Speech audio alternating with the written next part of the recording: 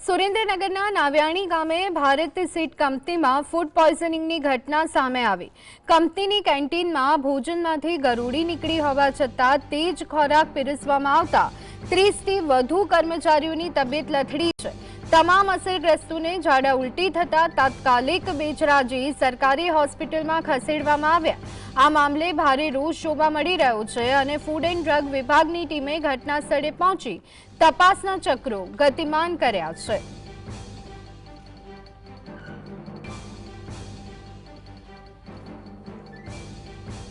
તો આજ અંગે વધુ વિગત મેળવી લઈએ। સંવાદદાતા ફઝલ અમારી સાથે સીધા જોડાઈ ગયા છે। ફઝલ, નાવ્યાણી ગામે ભારત સીડ કંપની કે જેમાં કેન્ટીનમાં ગરોળી પડી હોય તેવું ભોજન ખવડાવવામાં આવતા 30 લોકોની હાલત અત્યારે હાલ ગંભીર જોવા મળી રહી છે। શું વિગતો?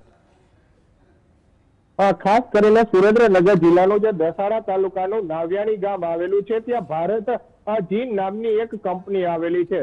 ત્યાં ફરજ બજાવતા કર્મચારીઓને જે ભોજનમાં ગરોળી સાથેનું ભોજન પીરસી દેવામાં આવતા અને આ ભોજન છે તે કર્મચારીઓ દ્વારા લઈ લેવામાં આવતા 30 જેટલા કર્મચારીઓની તબિયત છે તે હાલ લથડી જવા પામી છે। ફૂડ પોઈઝનિંગની અસર છે તે સર્જાઈ જવા પામી છે। 30 જેટલા ફરજ બજાવતા કર્મચારીઓને ઝાડા ઉલટી સહિતની જે અસરો છે તે દેખાતા હાલમાં તેમને સુરેન્દ્રનગર જિલ્લાની દસાડા સરકારી હોસ્પિટલ તેમજ આ જે બેચરાજી નજીકમાં આવેલી સરકારી હોસ્પિટલ છે ત્યાં સારવાર માટે ખસેડવામાં આવ્યા છે। આમ પણ સુરેન્દ્રનગર જિલ્લામાં ફૂડ પોઈઝનિંગની ઘટનાઓમાં સતત વધારો થઈ રહ્યો છે। છેલ્લા 3 મહિનામાં 7 જેટલી ઘટના છે તે સુરેન્દ્રનગર જિલ્લામાં ફૂડ પોઈઝનિંગની બનવા પામી છે।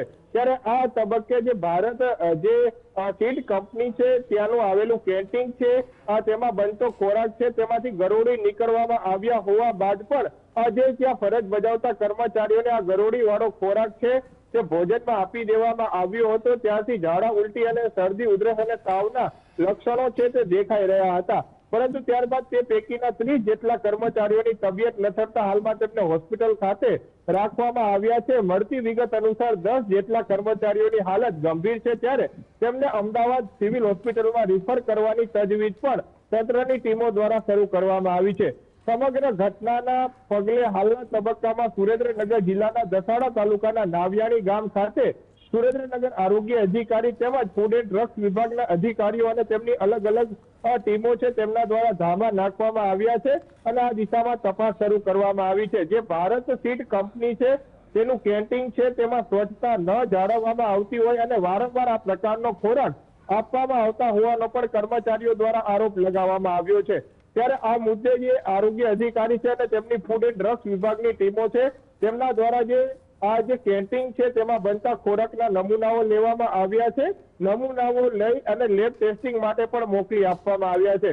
સમગ્ર બાબતનો રિપોર્ટ આવ્યા પછી આ જે ભારત સીડ કંપનીના કેન્ટીન ચાલક સામે ગુનો દાખલ થશે તેવું સુરેન્દ્રનગર આરોગ્ય વિભાગ દ્વારા પણ હાલના તબક્કે જણાવવામાં આવ્યું છે। પરંતુ એક સાથે 30 જેટલા કર્મચારીઓના એક જ કંપનીમાં તબિયત લથડતા હાલ કંપનીમાં પણ કામગીરી અટકી પડી છે અને સામે કર્મચારીઓની હાલત છે તે ગંભીર હોવા મુદ્દે પરિવારમાં પણ આ શોકનો માહોલ સર્જાઈ જવા પામ્યો છે અને ફફડાટ પણ ફેલાઈ જવા પામ્યો છે।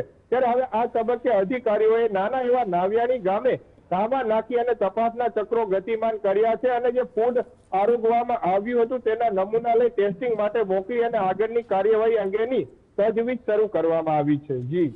જી બિલકુલ ફઝલ, 30 જેટલા લોકોની તબિયત લથડી છે, ત્યારે ખાસ કરી અને કંપનીના જે સંચાલકો છે તેમના તરફથી કોઈ પ્રતિક્રિયા આવી શકે કે?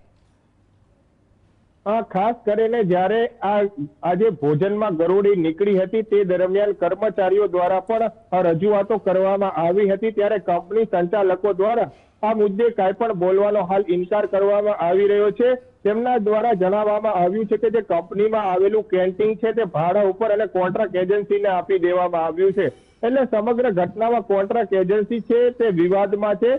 કારણ કે આવો ઝેરી ખોરાક આવા કર્મચારીઓને આપી દેવામાં આવ્યા બાદ 30 જેટલા કર્મચારીઓની પ્રથમ તબક્કામાં તબિયત લથડી છે।